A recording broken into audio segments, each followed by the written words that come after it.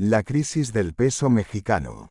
La década de la ilusión y los desequilibrios. Tras la crisis de deuda de los años 80, México emprendió un camino de reformas neoliberales. Privatizó empresas estatales, liberalizó el comercio con la firma del Tratado de Libre Comercio de América del Norte, TLCAN, en 1992, que entró en vigor en 1994, y atrajo grandes flujos de capital extranjero, principalmente de corto plazo y especulativo, que consideraban a México una economía emergente prometedora. Sin embargo, debajo de esta fachada de modernidad, se acumulaban graves desequilibrios.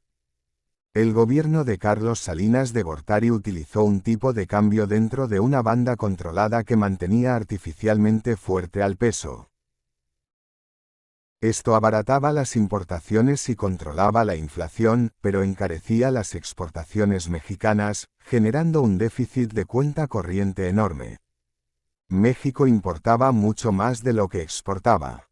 Este déficit se financiaba con el ingreso de dólares frescos de los inversionistas extranjeros. La economía dependía de que ese dinero, que podía salir tan rápido como entró, siguiera llegando para equilibrar las cuentas. 1994 fue un año particularmente turbulento. El alzamiento zapatista en enero, el asesinato del candidato presidencial Luis Donaldo Colosio en marzo, y el asesinato del secretario general del PRI, José Francisco Ruiz Massieu, en septiembre. Estos eventos generaron incertidumbre que alarmó a los inversionistas. Esto dio lugar al llamado error de diciembre, término acuñado por el expresidente Salinas para culpar a la administración entrante de Ernesto Zedillo, que tomó posesión el 1 de diciembre de 1994. La realidad es que la crisis era inevitable.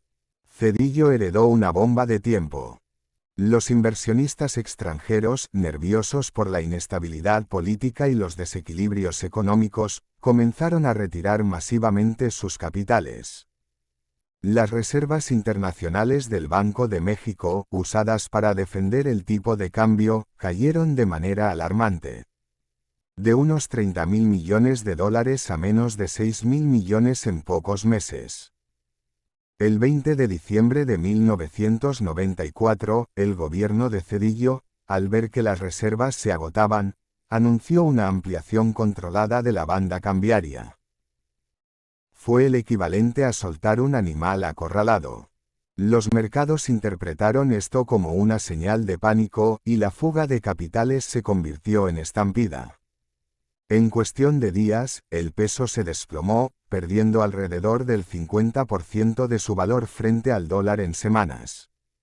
Las empresas y ciudadanos con deudas en dólares se volvieron insolventes de la noche a la mañana. El encarecimiento de las importaciones disparó la inflación interna. Miles de empresas quebraron. La gente no podía pagar sus créditos y los bancos acumularon cartera vencida incobrable. Para evitar el colapso total del sistema bancario, cuya quiebra hubiera sido una catástrofe mayor, el gobierno recurrió al Fondo Bancario de Protección al Ahorro, FOBAPROA, originalmente diseñado para proteger a pequeños ahorradores. Sin embargo, se utilizó para comprar la deuda incobrable de los bancos privados a su valor nominal, muy por encima del valor de mercado. Esencialmente, el Estado socializó las pérdidas de la banca privada. Los bancos fueron rescatados, pero los deudores, clase media y empresas, no recibieron un alivio equivalente. La deuda adquirida para el rescate se convirtió en deuda pública. Al finalizar el sexenio de Zedillo, el costo del FOBAPROA ascendía a más de 65.000 millones de dólares, una carga billonaria para los contribuyentes mexicanos que se pagó durante más de una década a través del Instituto para la Protección al Ahorro Bancario, IPAB, que lo sustituyó. México estuvo al borde del default, es decir, del incumplimiento de pago de su deuda. Para evitar un efecto tequila, como se le conoció en México a las consecuencias económicas de esta crisis, el gobierno de Clinton organizó un megapaquete de rescate por 50.000 millones de dólares, con apoyo del FMI y el Banco de Pagos Internacionales, BIS.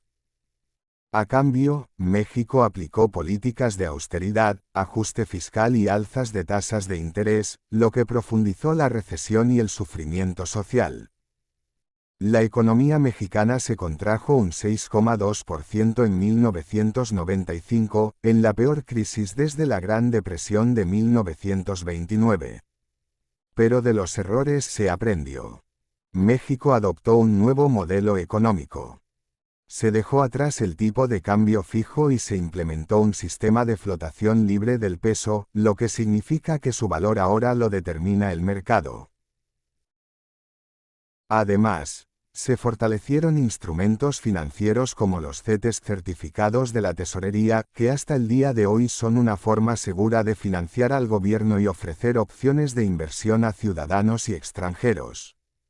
Estas medidas ayudaron a dar mayor estabilidad y credibilidad a la economía mexicana en el largo plazo.